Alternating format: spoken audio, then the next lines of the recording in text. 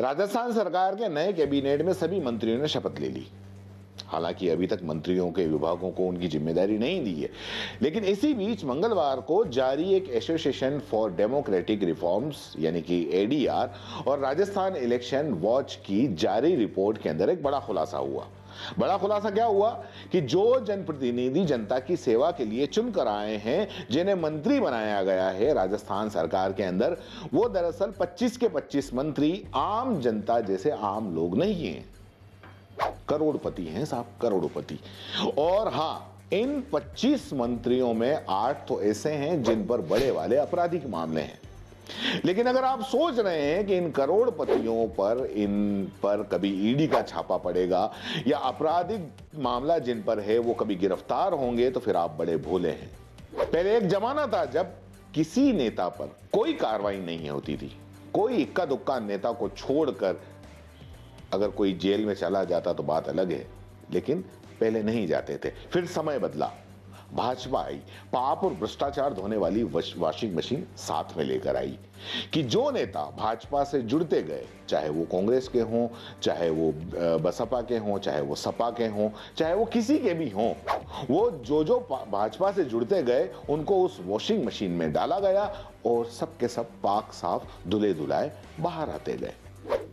अब अगर कोई भ्रष्टाचारी या दुराचारी अगर कोई है तो वो विपक्ष में है, वो विपक्ष का नेता है। आप पिछले 10 साल का इतिहास उठाकर देख लो, ये इतिहास गवाह है कि ईडी और सीबीआई के छापे सिर्फ विपक्ष के नेताओं पर ही पड़े हैं। बताओ अगर किसी भाजपा के यहां पड़े हो तो पड़े? नहीं पड़े। लेकिन खैर, ये अलग बात है। हम दरअसल बात राजस्थान के मंत्रियों की कर रहे थे। दरअसल एसोसिएशन फॉर डेमोक्रेटिक रिफॉर्म्स की रिपोर्ट आई, जिसके अंदर सभी 25 मंत्री जिन्हें शपथ दिलाई गई वो करोड़पति हैं। उनकी औसत आय संपत्ति 7.08 करोड़ रुपए है, जबकि उनमें से 8 पर आपराधिक मामले हैं। ये आपराधिक मामलों का सामना कर रहे हैं। एसोसिएशन फॉर डेमोक्रेटिक रिफॉर्म्स और राजस्थान इलेक्शन वॉच की मंगलवार को ये जारी रिपोर्ट के अंदर ये खुलासा किया गया। रिपोर्ट में राजस्थान राज्य विधानसभा चुनाव 2023 के मुख्यमंत्री सहित सभी 25 मंत्रियों के स्व शपथ पत्रों का विश्लेषण किया गया।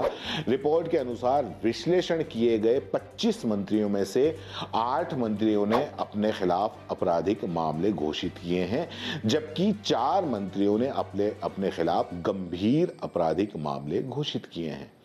सभी 25 मंत्री करोड़पति हैं और विश्लेषण की गई औसत जो संपत्ति है वो 7.808 करोड़ रुपए है। सबसे अधिक घोषित जो संपत्ति है तो वो मंत्री लोहावाट के निर्वाचन क्षेत्र से गजेंद्र सिंह है।